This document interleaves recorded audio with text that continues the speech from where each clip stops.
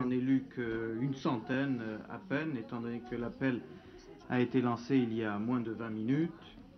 Et je peux vous dire que, naturellement, les réactions des téléspectateurs au sujet comme au film sont partagées. Pour vous résumer ce genre de réaction, je vais vous lire quelques fiches. D'un côté, on nous dit ces gens-là doivent s'adapter à nous et non nous à s'adapter à eux.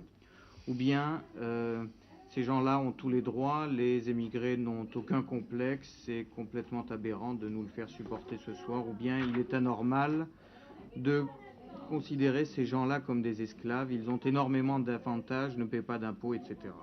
D'un autre côté, on nous dit les étrangers en France sont des pauvres gens exploités par les patrons, leur nombre permet de les embaucher à des salaires très bas.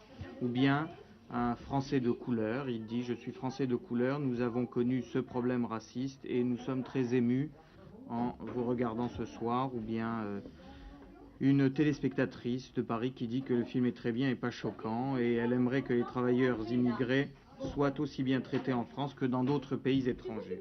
En fait, les questions, je vous pose la première que je vois sur mon tas de fiches.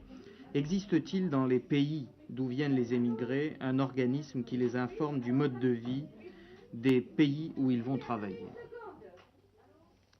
Qui peut répondre à cette question? Peut-être M. Oumarba, qui a été vraiment au contact de ce genre de problème.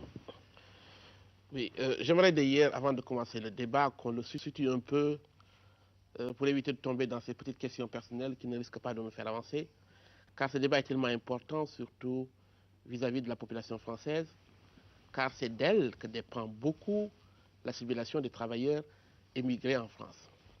Mais pour répondre quand même à votre question, je dirais qu'en règle générale, normalement, avant le départ de leur pays d'origine, les travailleurs